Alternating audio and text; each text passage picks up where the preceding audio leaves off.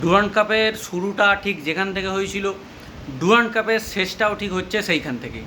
প্রথমে শুরু হয়েছিল চিরপ্রতিদ্বন্দ্বী মোহনবাগান ভার্সেস ইস্টবেঙ্গল অর্থাৎ কলকাতা ডার্বি দিয়ে, এবং ডুরান্ড কাপের লাস্ট ম্যাচ ফাইনাল সেখানেও কিন্তু হতে চলেছে কলকাতা ডার্বি, যেটা এশিয়ার একটা পুরনোতম একটা ডার্বি এবং এশিয়ার সবথেকে পুরনো যেটা কাপ টুর্নামেন্ট ডুরান্ড কাপে।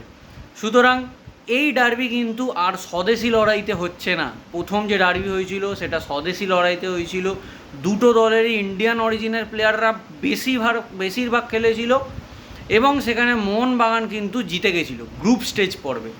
এবং এরপরে অনেক কিছু চলে গেছে। ইস্ট বেঙ্গল কিন্তু এর মধ্যে এএফসি কোয়ালিফায়ার্সে আল আরাবিকে কুয়েতের টিমকে হারিয়ে তারা এএফসি চ্যাম্পিয়ন্স লিগ 2-তে কোয়ালিফাই করে গেছে এবং গ্রুপ স্টেজ নকআউটের কিন্তু আমরা গ্রুপ স্টেজের কিন্তু আমরা সমস্ত কিছু পেয়েও গেছি। কবে কোন ম্যাচ হবে, ইস্ট বেঙ্গলের এই এএফসি ক্যাম্পেইন নিয়ে আলাদা করে আমি ভিডিও বানাবো, এই ভিডিওতে আমি জুটছি না। এই ভিডিওতে শুধুমাত্র আলোচনা করব আজকের ডার্বি, প্লেয়ার কী কী হতে পারে এবং কোচ হাবাস এবং ডেলেম্পিডিসের ট্যাকটিক কী হতে পারে সমস্ত কিছু।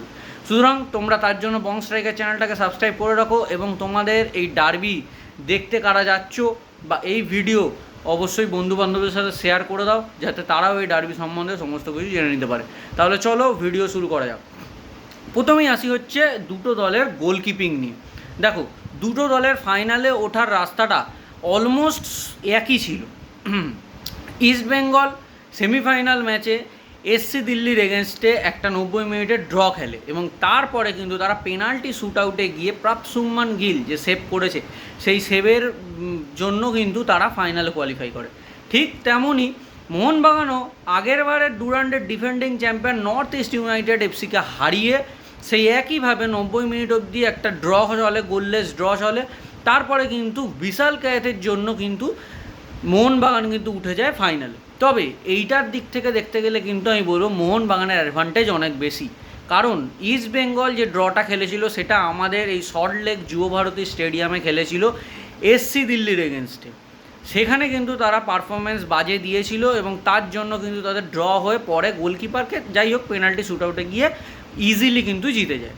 কিন্তু মোহনবাগানের ক্ষেত্রে কিন্তু এটা খুবই আলাদা। তারা প্রথমত গ্রুপে টপ করেও কিন্তু অ্যাওয়ে ম্যাচ খেলতে গেছিলো, ঠিক আছে, এবং সেখানে গিয়ে নর্থ ইস্টের ওই জলে ভরা একটা পুকুরদের মতন একটা মাঠে যেখানে মাছ চাষ করা হবে সেরকম মাঠে কিন্তু থ্রু আউট দ্য 90 মিনিট কিন্তু একটা গোললেস ড্র ম্যাচ কিন্তু খেলে। এবং তারপরে কিন্তু আসে সেই পেনাল্টি শ্যুট আউট, এবং পেনাল্টি শ্যুট আউটে কিন্তু মোহনবাগানের সবাই মানে 4টে টোটাল গোল হয়েছে, 4জনই কিন্তু পর কিন্তু স্কোর করে।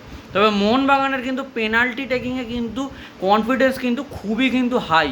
মানে ইস্ট বেঙ্গল যদি এখানে থাকে তাহলে মোহনবাগান রয়েছে কিন্তু এখানে। তো সেইটা কেন আমি বলছি, কারণ মোহনবাগান যে সেমিফাইনালে এসেছিলো সেটাও কিন্তু যুব ভারতীতে জামশেদপুর এফসির সাথে একটা ড্র করে 1-1 ড্র করার পরে কিন্তু টোটাল কিন্তু একটা লং পেনাল্টি শ্যুট আউট চলে, যেখানে 9-8 গোলে কিন্তু মোহনবাগান জেতে এবং 9টা যে গোল হয়েছে 9টা প্লেয়ার মোহনবাগানের পরস্পর কিন্তু পেনাল্টি গোল করে এবং 8টা কিন্তু জামশেদপুরের করে। শেষে গিয়ে বিশাল ক্যায়েতের একটা ইম্পর্টেন্ট সেভের জন্য কিন্তু মোহনবাগান কোয়ালিফাই করে যায় সেমিফাইনালে এবং সেমিফাইনালেও এই সেম সিনারিওর ফলে কিন্তু ফাইনালে চলে আসে। তবে মোহনবাগান যেহেতু অ্যাওয়ে ম্যাচ খেলে এবং তার ডিফেন্ডিং চ্যাম্পিয়ন, শুধু অ্যাওয়ে ম্যাচ বললে নয়, ডিফেন্ডিং চ্যাম্পিয়নকে তাদের ঘরের মাঠে গিয়ে শিলংয়ে গিয়ে একটা, আমরা সবাই জানি যে শিলংয়ের মাঠে খেলাটা কতটা ডিফিকাল্ট এবং মোহনবাগানের জন্য নর্থ ইস্ট সবসময় একটা গেঁড়ো হয়ে দাঁড়িয়েইছে। তো সেইখানে সেই টিমকে হারিয়ে আসছে, সুতরাং কনফিডেন্স কিন্তু অনেকটা বেশি থাকবে ইস্ট বেঙ্গলের থেকে। এবং তারপরেও কিন্তু এই ম্যাচ কিন্তু শুধুমাত্র কিছু ইন্ডিয়ান অরিজিন বা একটা দুটো ফরেন প্লেয়ার নয়, দুটো টিমে কিন্তু ফুল স্কোয়াড ডেপথ কিন্তু ছুটবে এই ম্যাচের জন্য। এবং আরও একটা কথা, ইস্ট বেঙ্গলের এই মানে মোহনবাগানের সাথে ফাইনাল খেলার পরে ডুরান্ড কাপের ফাইনালের পরে কিন্তু এএফসির গ্রুপ স্টেজ পর্বও কিন্তু শুরু হচ্ছে। সুতরাং ইস্ট বেঙ্গলের জন্য এইটা মানে মোহনবাগানের মতো প্রতিপক্ষ কিন্তু প্রায় একটা এএফসির গ্রুপ স্টেজ ম্যাচের একটা মানে কম্পিটিটর হিসাবেই কিন্তু দেখতে পারে। মোহনবাগানকে যদি এএফসি কাপ খেলতে যাওয়ার আগে যদি হারাতে পারে তাহলে কিন্তু ইস্ট বেঙ্গল একটু নিশ্চিন্তে থাকতে পারে যে তাদের স্কোয়াড কিন্তু অনেকটা রেডি এবং তাদের টিম কিন্তু ভালো কাজ করছে। কিন্তু যদি হয় এটার উল্টোটা, সুতরাং কিন্তু ইস্ট বেঙ্গলকে যেহেতু তারা এএফসি খেলতে যাচ্ছে, দেশের নাম রাখতে যাচ্ছে, তাহলে কিন্তু আরও কিন্তু কাজ করতে হবে। এবং আরও একটা মোহনবাগান ফ্যান্সদের জন্য একটা খুব ভালো খবর, যে খবর পাওয়া যাচ্ছে যে মোহনবাগান ইরান না যাওয়ার জন্য এফসি থেকে যে ব্যান খেয়েছিল 2 বছরের, সেই ব্যানটা নাকি উঠে যাচ্ছে। এবং ডুরান্ট কাপ যদি মোহনবাগান জিততে পারে তাহলে নাকি ডাইরেক্ট নাকি কোয়ালিফাই করবে ভারত থেকে সেই টিম। মানে মোহনবাগান যদি ডুরান্ট কাপ যদি জিততে পারে তাহলে ডাইরেক্ট কোয়ালিফাই করে যাবে গ্রুপ স্টেজের জন্য। আর আলাদা করে এসিএল 2 এর কোনো গ্রুপ স্টেজ ম্যাচ খেলতে কোয়ালিফায়ার্স ম্যাচ কিন্তু খেলতে হবে না, যেটা ইস্টবেঙ্গল খেলেছিল কুয়েতের ক্লাব আল আরাবির সাথে। তো এইটা কিন্তু দুটো টিমেরই একটা লড়াই। দেখো, ইস্টবেঙ্গল যেহেতু চ্যাম্পিয়ন্স লিগ খেলতে যাচ্ছে, এফসি চ্যাম্পিয়ন্স লিগ, সুতরাং তাদের আগে একটা প্র্যাকটিস ম্যাচ হিসাবেও এটা কিন্তু হতে পারে যে একটা শক্ত প্রতিপক্ষ। কারণ এএফসি চ্যাম্পিয়ন্স লিগ 2তে যে ধরনের টিম ফেস করবে তারা কিন্তু প্রায় মোহনবাগানের মতো এবং মোহনবাগানের থেকে কিন্তু অনেকটা ভালো। তো সেইখানে কিন্তু একটা খুব ভালো প্রিপারেশান ম্যাচও কিন্তু হবে।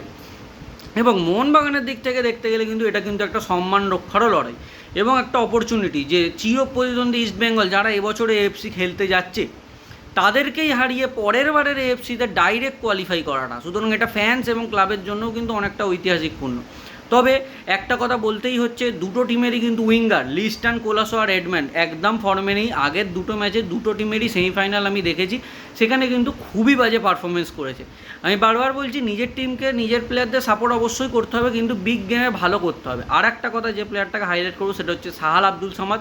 হ্যাঁ, প্রথম ডার্বির নায়ক, যার গোলে কিন্তু 1-0 গোলে কিন্তু মোহনবাগান জিতে গেছিলো, সে কিন্তু প্রতি match through out the Durand cup কিন্তু তার ছাপ রেখে যাচ্ছে। কোনো ম্যাচে গোল, কোনো ম্যাচে অ্যাসিস্ট দিচ্ছে এবং কোনো ম্যাচে খেলা তৈরি করে নিজের টিমকে কিন্তু বাড়িয়ে দিচ্ছে বল। তো সেই দিকে কিন্তু সাহালের দিকে নজর রাখতে হবে এবং ইস্টবেঙ্গল ডিফেন্স তাকে কীভাবে মার্ক করবে বা হাবাস তাকে কীভাবে মার্ক করে রাখবে সেটা কিন্তু দেখা। এবং একটা কথা, যারা যদি আমরা এটা মোহনবাগানি ফ্যানদের জন্য, সেটা হচ্ছে, দেখো আগেরবার যখন আমরা চ্যাম্পিয়ন হয়েছিলাম এই ইস্টবেঙ্গলকেই, এবং একটা রেড কার্ড আমরা খেয়ে গেছিলাম, অনিরুদ্ধ থাপা কিন্তু রেড কার্ড খেয়ে গেছিলো, তখনও কিন্তু গোললেস ড্র চলছিল। তো সেখানে কিন্তু আমাদের মনে হয়েছিল যে আমরা ম্যাচ হেরে যেতে পারি, কিন্তু সেখান থেকে আমাদেরকে জিতিয়েছিল, আমি জানি তোমাদের মনে থাকবে সেইটা, দিমিত্রি পেত্রাদাস। কিন্তু এবারে সে আমাদের টিমে নেই এবং তাকে ছাড়া আমরা ফাইনাল খেলবো ডুরান্ট কাপে সেই ইস্টবেঙ্গলের এগেনস্টে। তো দেখা যাক যে কি হয়। আশা করব যে আমার টিম যাতে জিতে ফেরে এবং 17 নম্বর ডুরান্ট কাপটা যাতে পাই। তো দেখা হচ্ছে ডুরান্ট কাপের ম্যাচের পরে। ততক্ষণ ভালো থাকে এবং স্কোর লাইন কিন্তু অবশ্যই প্রেডিকশন করতে ভুলো না, তোমরা কমেন্টে অবশ্যই জানিয়ে দিও স্কোর লাইনটা। আর তোমাদের কি মনে হয়, হাবাস কি পারবে তার ইস্টবেঙ্গলকে জেতাতে, নাকি দেলেমপিরিস ম্যাচের কাপ নিয়ে বেরিয়ে যাবে এবং পরপর দুটো ডার্বি তাদের নতুন সিজনে কিন্তু হয়ে যাবে? কারণ হাবাস কিন্তু কোনোদিনও ইস্টবেঙ্গলের কাছে হারেনি, কিন্তু ইস্টবেঙ্গলে জয়েন হওয়ার পরে কিন্তু সে ডার্বি কিন্তু হেরে গেল।